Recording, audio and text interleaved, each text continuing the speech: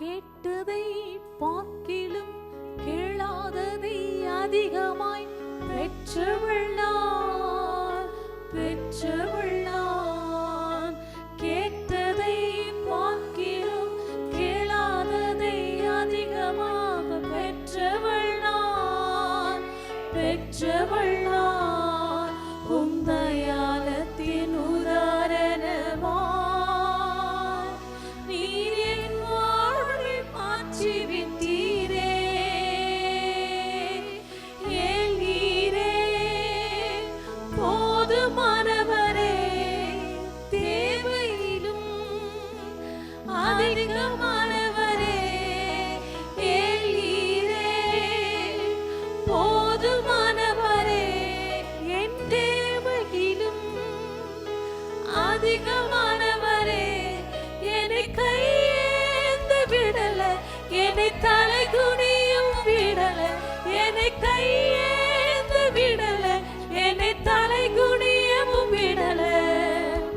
உம்மை நம்பி வாழ்பவர்க்கு ஏமாற்றம் இல்லை, ஏமாந்து போவதற்கு நீ விடுவதில்லை. உம்மை நம்பி வாழ்வதற்கு ஏமாற்றம் இல்லை, ஏமாந்து போவதற்கு நீர் விடுவதில்லை.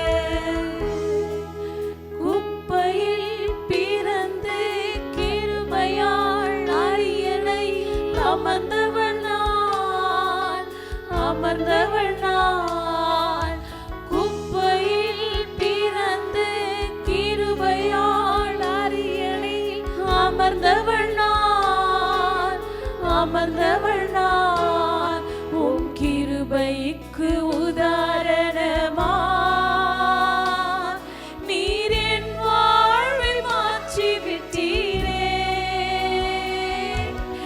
ஏலீரே போதுமானவரே, என் தேவையிலும் அதிகமானவரே. ஏலீரே போதுமானவரே, என் தேவையிலும் அதிகமானவரே. என்னை கையேந்த விடல, என்னை தலை குனியவும் விடல, என்னை கையேந்த விடல, என்னை தலை குனியவும் விடல. உம்மை நம்பி வாழ்வதற்கு ஏமாற்றமில்லை, ஏமாந்து போவதற்கு நீர் விடுவதில்லை. உம்மை நம்பி வாழ்பவர்க்கு ஏமாற்றமில்லை, ஏமாந்து போவதற்கு நீர் விடுவதில்லை.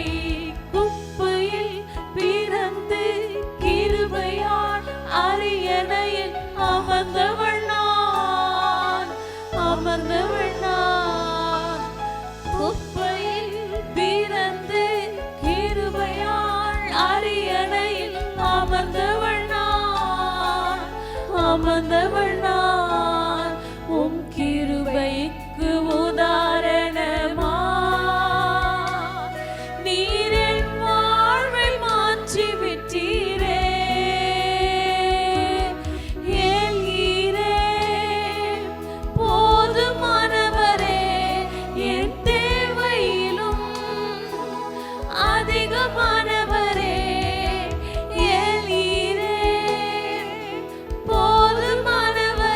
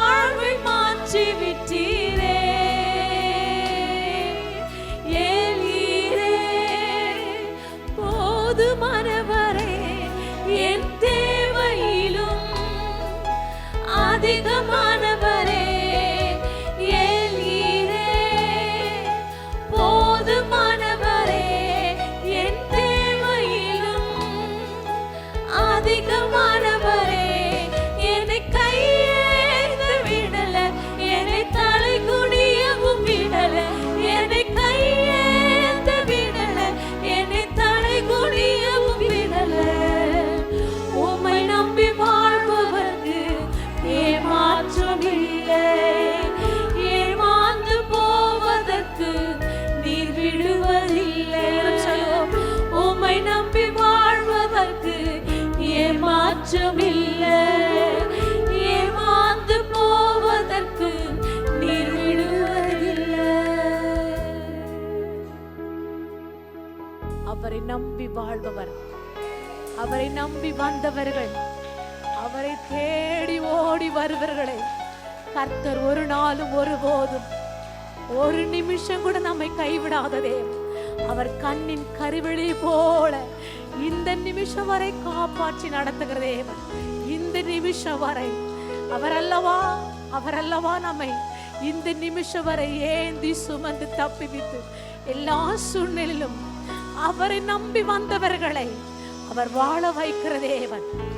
அவரை நம்பி வந்தவர்களை ஏமாற்றம் அடையாதபடி, சோர்ந்து போகாதபடி, விட்டு கொடுக்காதபடி கர்த்தருடைய கரம் எப்போது நம் மீது இருந்து அவர் ஆச்சரியமாய் நடத்துகிற நல்ல ராஜாதிராக. உம்மை நம்பி வாழ்பவர்க்கு ஏமாற்றம் இல்லை, ஏமாந்து போவதற்கு நீர் விடுவதில்லை. உம்மை நம்பி வாழ்பவர்க்கு ஏமாற்றம் இல்லை, ஏமாந்து போவதற்கு நீர் விட்டதில்லை. அப்பா, நீர் விடுகிற தேவன் அல்ல ஆண்டவரே. ஓ மக்கு ஸ்தோத்திரம் ஆண்டவரே. நாங்கள் உம்மை ஸ்தோத்திரிக்கிறோம். இனியும் கைவிடுகிற தேவன் அல்ல.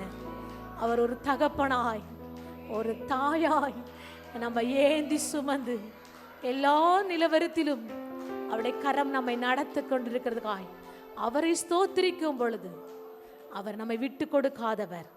அவரை தேடி வந்த பிள்ளைகளை ஒருபோதும் வெட்கமடையாதபடி தலை நிமிர்ந்து நடக்க செய்கிற தேவன். அவர் உன்னதங்களில் உயர்ந்த தேவன். அவரே ராஜாதி ராஜா. அவரே போற்றுதலுக்குரியவர், அவரே மகிமைக்குரியவர். S Lord. தகப்பனே, என் தந்தையே, எங்கள் தலையை நிமிரு செய்கிறவர், எங்கள் தலையை நிமிரு செய்கிறவர். உன் தலை நிமிரு செய்ய வேண்டுமானால், உன் தலை உயர்ந்திருக்க வேண்டுமானால், அவர் தலை, என் இயேசுவின் தலை உயர்ந்திருக்க வேண்டும். உன் குடும்பத்திலே உன் தலை உயர்ந்திருக்க வேண்டுமானால், உன் வேலை ஸ்தலத்திலே, உன் வருமானத்திலே, உன் சுகத்திலே, உன் ஆசீர்வாதத்திலே, நீர் எடுக்கிற காரியத்திலே உன் தலை உயர்ந்திருக்க வேண்டுமானால், என் இயேசுவின் தலை அந்த இடத்துல உயர்ந்திருக்குமானால், அவர் உயர்த்துவதே தெரியாமல் உன்னை உயர்த்தி கொண்டு போய் கொண்டே இருப்பார். அவர் தகப்பனாயிருந்து, உன் தோழனாயிருந்து, ஒரு சிநேகிதனாயிருந்து, உன்னோட கூட இருந்து உன்னை நடத்துகிற ராஜாதி ராஜா. அவர் நல்ல தேவன். அவர் நேற்று மாத்திரமல்ல, இன்று மாத்திரமல்ல, என்றென்றும் மாறாதவர். Yes Lord. உம்மை உயர்த்துகிறோம் ராஜா, உம்மை நாங்கள் கனப்படுத்துகிறோம். தகப்பனே, தந்தையே, தலை நிமிர செய்பவர் நீரே. தகப்பனே,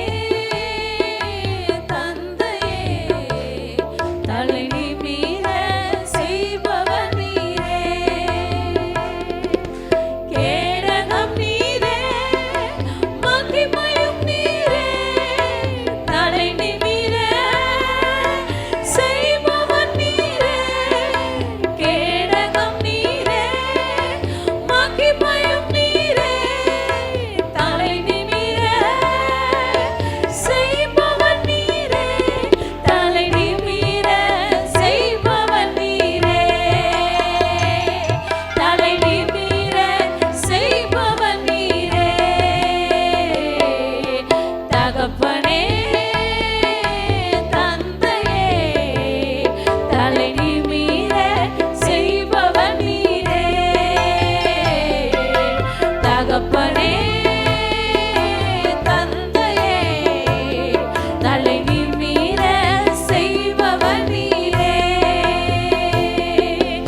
எதிரிகள் எவ்வளவாய் பெருகிவிட்டனர், எதிர்த்தெடுவோர் எத்தனையாய் மிகுந்து விட்டனர். எதிரிகள் எவ்வளவாய்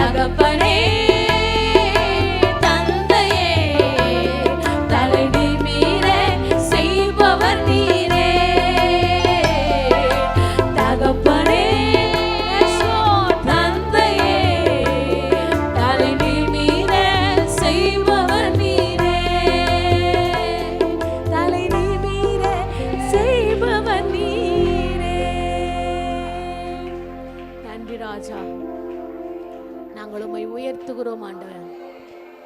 நீர் பெரிய தேவனாயிருக்கிறபடியா உம்மை நாங்கள் கனப்படுத்துகிறோம் ஏசப்பா. உம்மை நாங்கள் ஸ்தோத்திரிக்கிறோம் ராஜா. நீர் மாறாதவர், நீர் உண்மையுள்ளவர், நீர் உயிருள்ளவர் ஆண்டவரே. உம்மை ஸ்தோத்திரிக்கிறோம் ஆண்டவரே. எந்த கண்மலையானவரே, நீர் எங்களுக்கு கண்மலையும், எங்களுக்கு கோட்டையும், எங்களுக்கு பலனும் மரணமாயிருக்கிறவர் நீர் ஒருவரே ஆண்டவரே. நாங்கள் உம்மை நம்பியிருக்கிறோம். உம்முடைய கண்கள் எங்கள் மீது நோக்கமா இருக்கிறது ஆண்டவரே. எஸ் லார்ட், உம்முடைய செவிகள் நாங்கள் பேச வேண்டும் எதிர்பார்த்து கொண்டிருக்கிறது ஆண்டவர். நாங்கள் கேட்பதை பார்க்கிலும் எல்லாவற்றையும் கொடுக்கிற தேவன் ஆண்டவர். உடைய வாக்குத்தத்தம், உடைய வசனம் சொல்லுகிறது, கேளுங்கள் அப்பொழுது நான் கொடுப்பேன் என்று சொல்லியிருக்கிறேன், தட்டுங்கள் நான் திறப்பேன் என்று சொல்லியிருக்கிறேன் ஆண்டவர். உடைய வாக்குத்தத்தத்தின் பிரகாரமாய் நாங்கள் கேட்கிறோம் ஆண்டவர். உம்மை தேடி வந்த பிள்ளைகளை நீர் வெட்கமடையாதபடி செய்கிறவர், எங்களை நீர் காக்கிற தேவன் ஆண்டவரே. நீரே எங்களுக்கு அரணும் பலனும் கோட்டையும் துருகமாயிருக்கிற தேவன். நாங்கள் எப்பொழுதெல்லாம் வழி தப்பி வழி மாறி போகும் பொழுதெல்லாம் எங்களை அணைத்து உம்முடைய வழிகளிலே கொண்டு வந்து சேர்க்கிற ராஜாதி ராஜா. நீ சர்வ வல்லமையுள்ளவர், உன்னதத்தில் உயர்ந்தவர், எங்களை காக்கிற ராஜாதி ராஜா. எத்தனை பேர் இந்த வேளையில விசுவாசமாய் இந்த நிமிஷம் வரை காத்த தேவன் இனியும் காக்க போகிறவர் அவர்தான். இனியும் நம்மை வழி நடத்த போகிறார் அவர்தான். இனியும் நம்மை போஷிக்க போகிறார் அவர்தான். இனியும் நம்மை பாதுகாக்கிறவரும் அவர்தான். அவர்தான் நமக்கு கோட்டையும் மரணம் பலனாயிருக்கிறவர். எஸ், உமக்கு மகிமை செலுத்துகிறோம் ஆண்டவரே. உங்கள் சிறகுகளில் எங்களை மூடி மறைத்து பாதுகாத்துக் கொள்ளுங்க. எஸ் லோ, எந்தன் கண்மலையானவரே, என்னை காக்கும் தெய்வம் நீரே. எந்தன் கண்மலையானவரே, என்னை காக்கும் தெய்வம் நீரே. வல்லமை மாட்சிமை நிறைந்தவரே, மகிமைக்கு பாத்திரரே. வல்லமை மாட்சிமை நிறைந்தவரே, மகிமைக்கு பாத்திரரே.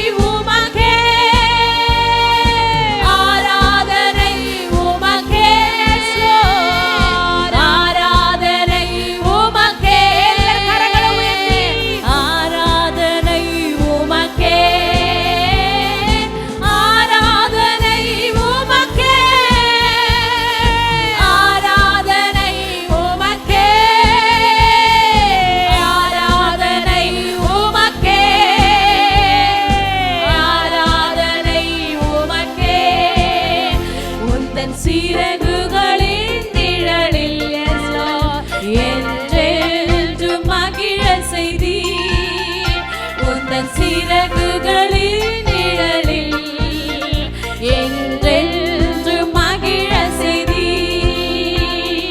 தூயவரே துணையாளரே துதிக்கு பாத்திரரே. தூயவரே துணையாளரே துதிக்கு பாத்திரரே. ஆராதனை உமக்கே, ஆராதனை உமக்கே, ஆராதனை உமக்கே, ஆராதனை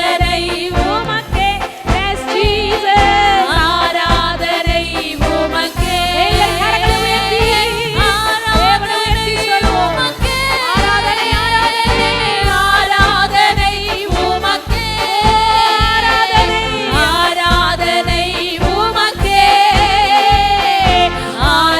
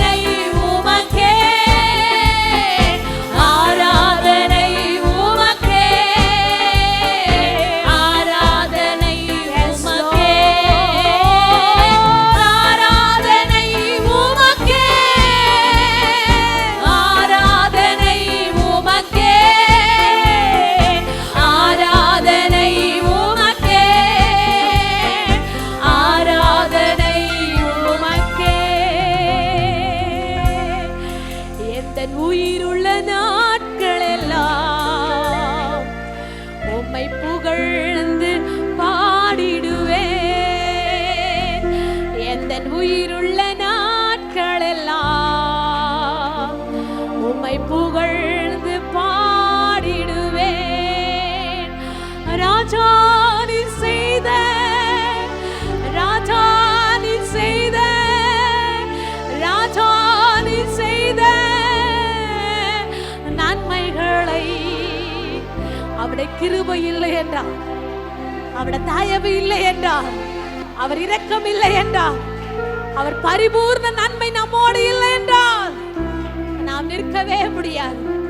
ராஜா நீ செய்த நன்மைகளை எண்ணியே துதித்திடுவேன்.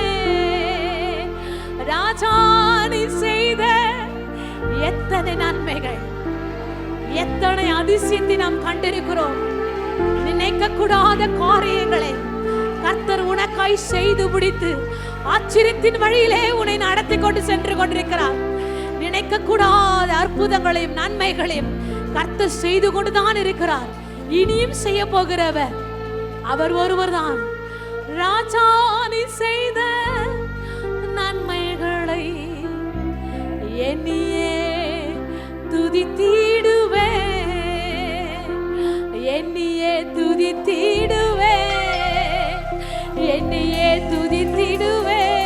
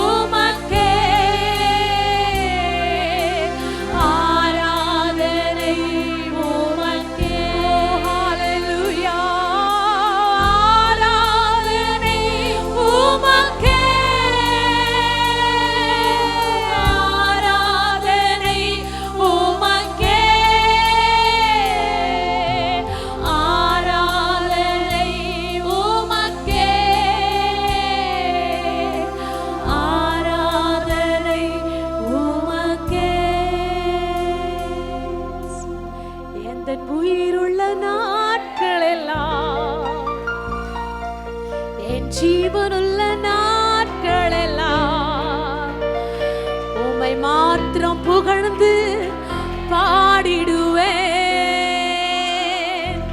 ராஜா நீ செய்த அநேகமான நன்மைகளை எண்ணி எண்ணியே எண்ணி எண்ணியே துதித்திடுவேன்.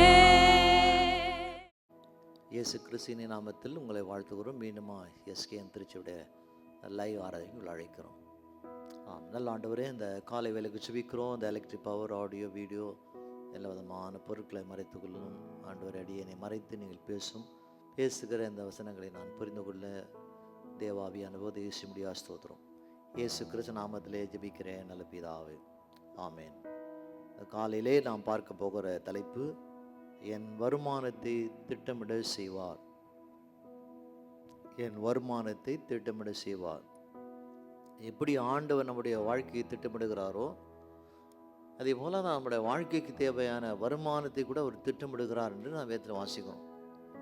தேவன் நம்முடைய வாழ்க்கைக்கான வருமானத்தை திட்டமிடுவாரானால் அப்போது அந்த வருமானமானது பெருக்கத்தில் தான் போய் அது முடியும். ஏன் சொன்னால், திட்டமிடுகிறவர் ஆண்டவராக இருக்கிற இயேசு கிறிஸ்து. வாழ்க்கையில் ஆசீர்வாதம் பார்க்கும்போது, பிளெஸ்ஸிங் பார்க்கும்போது, ப்ராஸ்பரிட்டி பார்க்கும்போது, இந்த வருமானம் என்பது மிக மிக முக்கியமான ஒரு கால். எல்லாருக்கும் நமக்கு பணம், வருமானம் தேவை. ஆனால் நம்முடைய வருமானத்தை ஆண்டவராக இருக்கிற இயேசு திட்டமிடுவார் ஆனால் அது ஆசீர்வாதமாக இருக்கும் என்று வேதனம் கூறுகிறது. முதலில் தேவன் யார் என்பதை நாம் புரிந்து கொண்டால் அது நலமாக இருக்கும். முதலால் தேவன் யார் என்பதை நீங்கள் புரிந்து கொள்ளணும். நீ யார் என்பதை புரிந்து கொள்ளலாம்.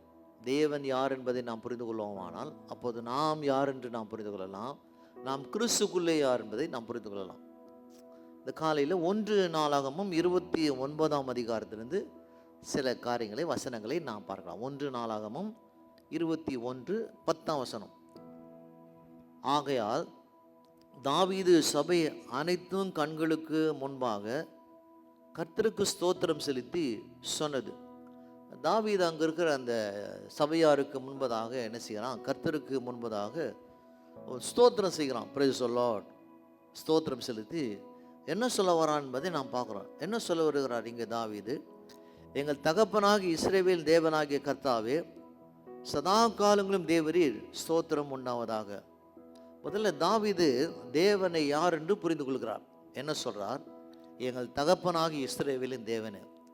ஆண்டவரை முதலாவது நாம் தகப்பனாக நாம் புரிந்து கொள்ள வேண்டும்.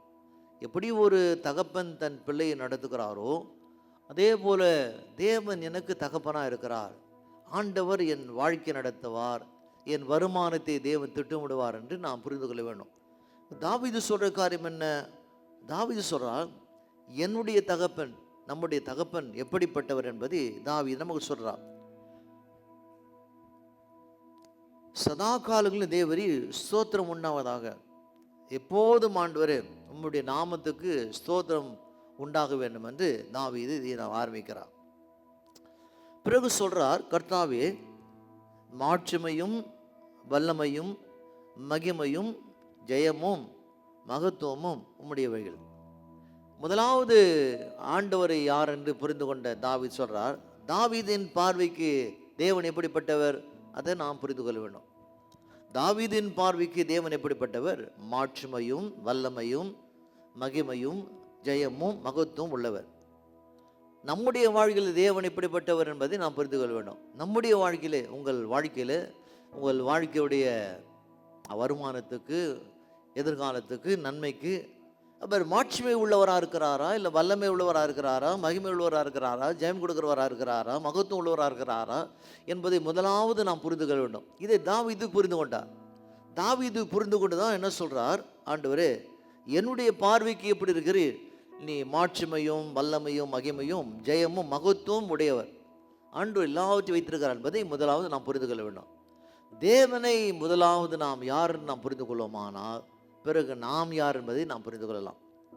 பிறகு சொல்றார் அங்கு தாவீது, வானத்திலும் பூமியிலும் உள்ளவைகள் எல்லாம் உம்முடையவைகள். மீண்டும் தாவீது எப்படி தேவனை புரிந்திருக்கிறார்? ஆண்டவரே, வானத்தில் இருக்கிறதும் பூமியில் இருக்கிறதும் உமக்கு சொந்தமான ஒரு காரியம்.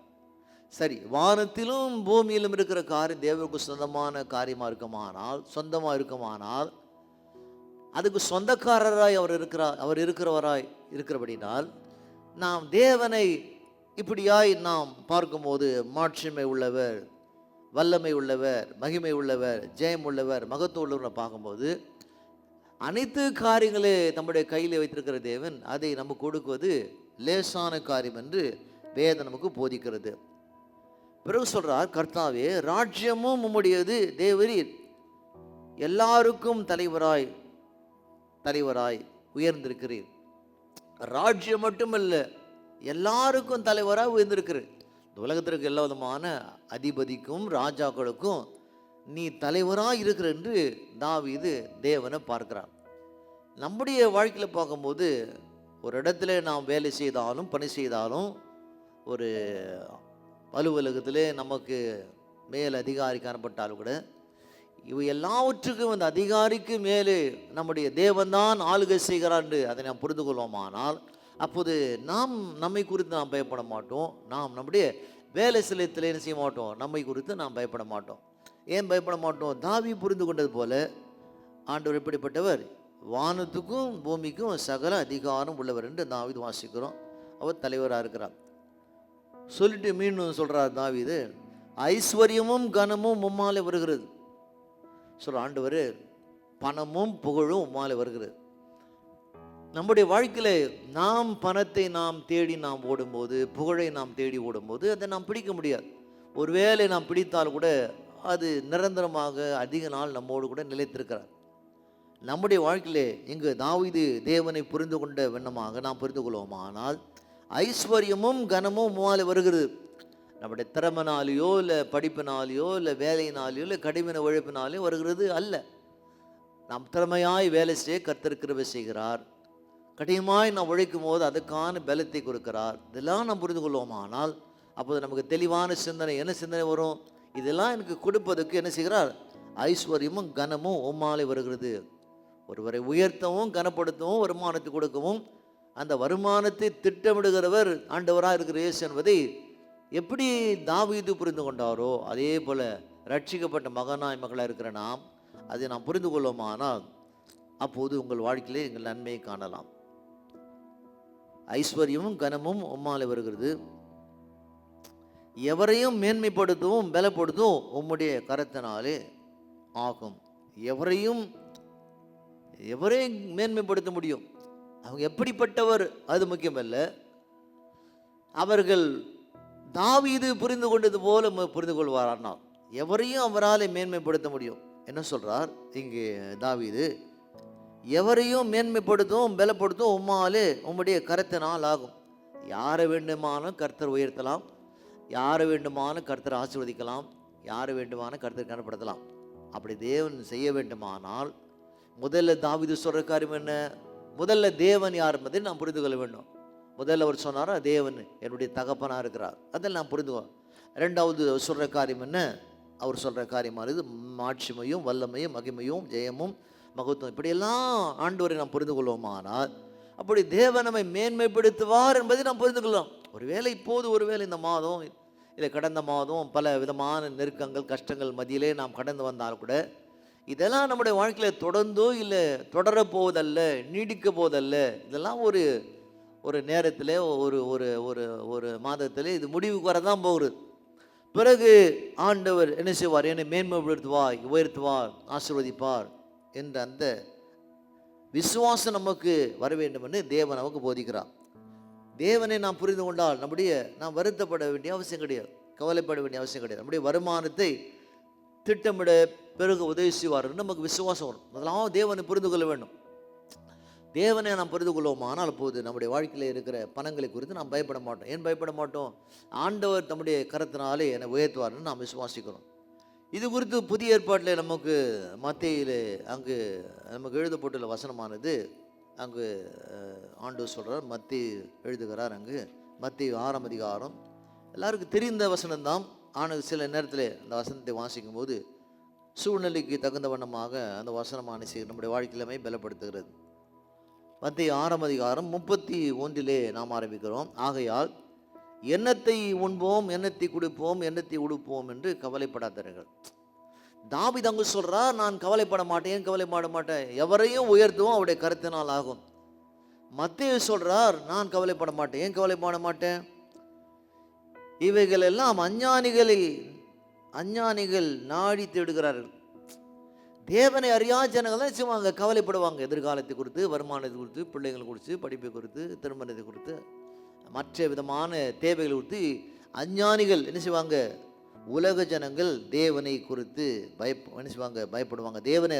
தேவனை அறியாத ஜனங்கள் கவலைப்படுகிறார். ஆனால் நம்முடைய பரமபிதா நம்மை அறிந்திருக்கிறார் என்று அங்கு தாவீது சொல்கிறார். இவையெல்லாம் அஞ்ஞானிகள் நாடி தேடுகிறார், இவையெல்லாம் உங்களுக்கு வேண்டியவர்கள் என்று உங்கள் பரமபிதா அறிந்திருக்கிறார். நமக்கு எது தேவை என்பது நம்முடைய பரமபிதா. எப்படி தாவீது சொல்றாரோ, என் தகப்பனா இருக்கிறேன்னு சொல்றார், அதே போல இங்கு சொல்றார், பரமபிதா அறிந்திருக்கிறார். உங்கள் ஒவ்வொருடைய வாழ்க்கையில இருக்கிற தேவைகளை தேவன் அறிந்திருக்கிறார். அப்படி தேவன் அதை அறிந்திருக்கபடினாலே நாம் என்ன செய்யணுமா சொல்றார், முதலாவது தேவனுடைய ராஜ்யத்தின் நீதியும் தேடுங்கள். இதெல்லாம் நமக்கு வர வேண்டுமானால் ஃபர்ஸ்ட் பிரின்சிபல் என்ன, முதலாவது தேவனுடைய ராஜ்யத்தின் நீதியை தேடுங்க, அவரை தேடுங்க, ஜெபம் பண்ணுங்க, பைபிள் வாசிங்க, வாரந்தோறும் ஆலயத்துக்கு வாங்க, அவரை தேடுங்க. முதலாவது தேவனுடைய ராஜ்யத்தின் நீதி தேடும் போது இவைகளெல்லாம் உங்களுக்கு கூட கொடுக்கப்படும். என் வருமானத்தை தேவன் திட்டமிடுவார். அதான் முக்கியமான கால். ஏன் பணம் வருது, வந்த பணம் கையில் நிற்பதில்லை, தேவையில்லாத நஷ்டங்கள் வருகிறது, கஷ்டப்பட்டு உழைக்கிற பணங்கள் என்ன செய்யுது, மருந்துக்கும் செலவாகிறது. இதெல்லாம் என்ன நடக்கிறது, தாவீது சொன்ன வண்ணமாக இங்கே மத்தேயு சொல்கிற காரியம் என்ன, முதலாவது தேவனுடைய ராஜ்யத்தை நீதி தேடுங்க. அவரை தேடும் போது நம்ம சுகத்தோடு நடத்துவார், அவரை தேடும் போது நம்முடைய வருமானத்தை பாதுகாப்பார், அவரை தேடும் போது செய்வாராம் நம்முடைய தேவைகள் எல்லாவற்றையும் சந்திப்பார் என்று வேதம் நமக்கு போதிக்கிறது. அதனாலே முதலாவது தேவனுடைய ராஜ்யத்தின் நீதி தேடுங்கள், அப்போது இவையெல்லாம் உங்களுக்கு கூட கொடுக்கப்படும். ஆகையால் நாளைக்காக கவலைப்படாதிருங்கள், நாளை தினம் தன்னுடையவர்களுக்காக கவலைப்படும், அந்த நாளுக்காக அதன் பாடுகள் போதும். அதனால் இங்கு சொல்ல, நாளை குறித்து நாம் கவலைப்பட தேவையில்லை. கர்த்தரை சார்ந்திருக்கும் போது, அவரை நாம் தேடும் போது, ஒவ்வொரு நாளும் ஒவ்வொரு வாரமும் ஆண்டவர் நம்முடைய தேவை சந்திப்பார் என்று வேதம் நமக்கு கூறுகிறது. இதெல்லாம் தாவீது நமக்கு சொல்கிற நோக்கம் என்ன, நம்முடைய வாழ்க்கையில் நாம் கவலைப்படாமல் நாம் இருக்க வேண்டும் என்று தாவீது நமக்கு போதிக்கிறார். இதை தான் தாவீது எழுதுகிறார் சங்கீதத்தில் 34 அதிகாரம் 10 சிங்கக்குட்டிகள் தாட்சி அடைந்து பட்டினியாக இருக்கும், கர்த்தரை தேடுகளுக்கோ ஒரு நன்மை குறைபடாது. முதலாவது தேவனுடைய ராஜ்யத்தை நீதி தேடுகள் வாசித்தோம். தாவீது சொல்கிறா, சிங்கக்குட்டிகள் தாட்சி அடைந்து பட்டினியாக இருக்கும். ஒருவேளை சிங்கம் கூட காட்டுக்கு ராஜாவாக இருக்கலாம், அதனுடைய குட்டிகள் கூட பசி பட்டினியாக இருக்கலாம். ஆனால் கர்த்தரை தேடுகளுக்கோ ஒரு நன்மையும் குறைபடாது, ஒரு நன்மையும் குறைபடாது அங்கு தாவீது சொல்கிறார். ஏன் சொல்கிறார், அவர் தேவனை புரிந்திருக்கிறார். நாமும் தேவனை புரிந்திருக்கும் போது, அந்த புரிதலோடு கூட வாழும்போது என்ன செய்யலாம், இப்படி வெற்றிக்கான வார்த்தைகளை நாம் அங்கே பேசலாம்.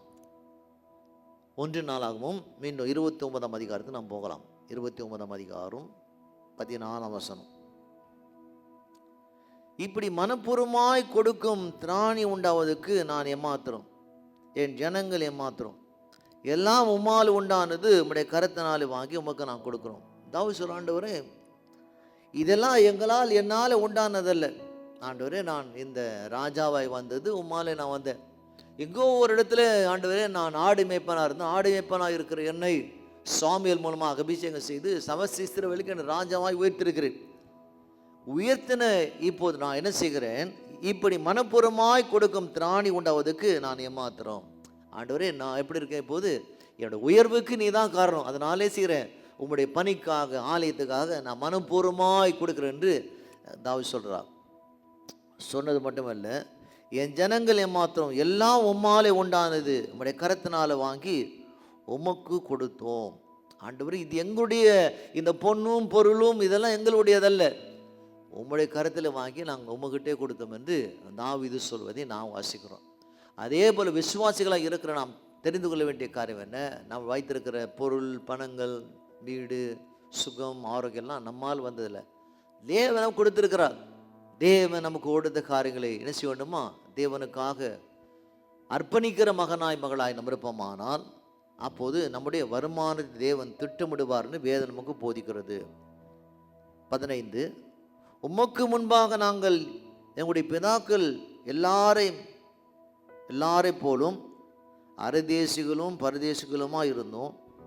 பூமியின் மேல் எங்கள் நாட்கள் ஒரு நிலையிலே போர்ந்தது, நிலைத்திருப்போம் என்று நம்பவில்லை.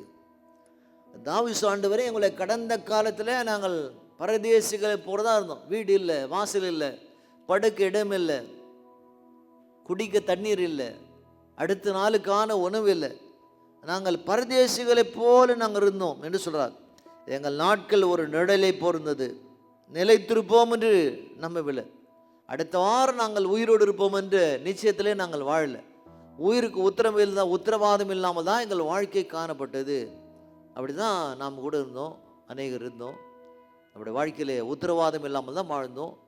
24ஆம் ஆண்டை நாம் காண்போம்னு நமக்கு நிச்சயம் இல்லை. ஆனால் நாம் தேவனை அறிந்திருக்கபடினால், அவரை குறித்து நாம் தெரிந்திருக்கபடினால் இந்த விசுவாசம் நமக்கு கர்த்தர் கொடுத்திருக்கிறார். என்ன சொல்றார்? நிலைத்திருப்போம்னு நம்பிக்கையில். இப்படியெல்லாம் நாங்கள் நிலைத்திருப்போம்னு நம்பிக்கையில். யோசிச்சு பாருங்க, உங்கள் வாழ்க்கையில் இந்த 24 நீங்கள் இருக்கிற காரியம் நாம் நிலைத்திருப்போம். நீங்கள் நம்பிக்கை இல்லாமல் தான் வாழ்ந்துடும். ஆனால் கூட நீங்கள் நிலைத்திருக்கவும் வாழவும் உங்கள் உயர்வுக்கான காரியங்கள் கர்த்தர் செய்தார். அதனால் கர்த்தரை செய்ய வேண்டாம், நாம் விசுவாசிக்கிற மகனாக மகளாக நம்ம இருக்க வேண்டும்.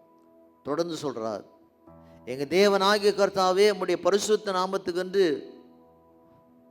உமக்கு ஒரு ஆலயத்தை கட்டுவதற்கு. இப்போது என்ன சொல்ற ஆண்டவரே, நாங்கள் நல்லா இருக்கிறோம், ராஜ்யத்தில் இருக்கிறோம், அரசாங்கத்தில் இருக்கிறோம், நல்லா இருக்கிறோம், ஆசீர்வாதமாக இருக்கிறோம். ஆனால் கூட உம்மை துதிக்கும்படியாக நாங்கள் ஒரு ஆலயத்தை கட்ட வேண்டும் என்று பிரயாசப்படுறோம் என்று தாவீது சொல்றார். கட்டுவதற்கு நாங்கள் சகோதரித்திருந்த இந்த பொருட்கள் எல்லாம் உமது கரத்தில் வந்தது, எல்லாம் முடியுது சொல்ற தாவீது. ஆண்டவர், இந்த பொருளெல்லாம் நீர் தான் கொடுத்தி, அதனால் நீர் கொடுத்த இந்த பொருளை உம்முடைய ஆலயத்துக்கு பணிக்காக கட்டுமானத்துக்காக நினைச்சுக்கிறோம், நாங்கள் மனோபூர்வமாக நாங்கள் கொடுக்கோம் என்று அங்கு தாவீது கர்த்தருக்கு கொடுத்தார். என் வருமானத்தை திட்டமிட செய்வார் என்று தாவீது தேவன் மேலே விசுவாசம் வைத்தார். நம்முடைய வாழ்க்கையிலே நாமும் கூட தேவன் மேலே விசுவாசம் வைக்கிற மகனாய் மகளாக இருக்க வேண்டும். என் தேவனே, நீ இருதயத்தை சோதித்து உத்தம குணத்தின் பிரியமா இருக்கிறீர் என்று அறிந்தேன். இவையெல்லாம் நான் உத்தம இருதயத்தோடு கூட மனோபூர்வமாய் கொடுத்தேன். இப்போது இங்கு இருக்கிற உம்முடைய ஜனமும் உமக்கு மனோபூர்வமாய் கொடுக்கிறதை கண்டு சந்தோஷப்படுகிறேன். ஆண்டவரே, நாம் கொடுக்கும்போது எப்படி நாம் கொடுக்குறோம்? உத்தம இருதயத்தோடு கூட மனப்பூர்வமாய் கொடுக்க வேண்டும். தாவீது சொல்றார், நான் உத்தம இருதயத்தோடு கூட மனப்பூர்வமாய் கொடுத்தேன், என் ஜனங்களும் அப்படி இருந்ததாக வேதம் நமக்கு போதிக்கிறது. நம்முடைய வாழ்க்கையில் எதை குறித்து நாம் கவலைப்படாது. ஆண்டவருக்கென்று, அவருடைய பணிக்கென்று, ஊழியர்களுக்கென்று, அநேக விதமான மிஷனரிகளுக்கென்று நீங்கள் மிஷனரி ஊழியங்களை நீங்கள் தாங்கும்போது, ஊழியங்களை தாங்கும்போது, திருச்சபை தாங்கும்போது இயேசுவாரன் கர்த்தர் உங்களை ஆசீர்வதிப்பார். அதனால் சொல்லி முடிக்கிறார் 18ஆம் வசனம். ஆபிரகாம், ஈசாக், இஸ்ரவேல் என்னும் எங்கள் பிதாக்கள் தேவனாகிய கர்த்தாவே, உமது ஜனத்தின் இருதயத்தில் உண்டான இந்த சிந்தனையும் நினைவையும் என்றென்றைக்கும் காத்து அவர்கள் இருதயத்தை உமக்கு நேராக்குவீராக. ஆண்டவரே, நாங்கள் வலது பக்கம் இடது பக்கம் உலக ஜனங்களைப் போல நாங்கள் சிதறி நாங்கள் போகாமல், எங்கள் சிந்தனைக்குள்ளே பலவீனமான எண்ணங்களை பிசாசு வைக்காமல், இந்த வருமானம் எல்லாம் உனது தான், நீ மட்டும் சுயநலமாய் சந்தோஷமாக இருக்கலாம் என்று பிசாசு ஆண்டவர் எங்களை சிந்தனை கெடுக்காபடி கர்த்தர் கொடுத்திருக்கிறார். அதை ஊழியத்துக்கென்றோம், ஏழைகளுக்கென்றோம், மற்றவருக்கு நாம் கொடுக்கத்தக்கதாக நாம் இருக்க வேண்டும் என்று அந்த சிந்தனை எங்களுக்குள் இருக்க வேண்டும் என்று தாவீது பிரார்த்தனை செய்கிறார். உங்கள் வாழ்க்கையில் உங்கள் வருமானத்தை திட்டமிட செய்கிறது அவர் தான். தாவீதை போல நாம் தேவனை விசுவாசிக்கிற மகனாய் மகளாக இருக்கும்போது உங்கள் வாழ்க்கையில் வெற்றி தருவார். உங்கள் வாழ்க்கை திட்டமிட செய்த கர்த்தர் உங்கள் வருமானத்தை திட்டமிட செய்வார். அவரை நம்புங்க, விசுவாசிங்க, உங்களை கர்த்தர் உயர்த்துவார். கர்த்தர் தாமே உங்களை ஆசீர்வதிக்கட்டும். ஆமேன். நல்ல ஆண்டவரை கேட்கிற ஒவ்வொரு மகனோடு மகளோடு கடமைப்பட்டோம். ஆசீர்வதி. ஆமேன்.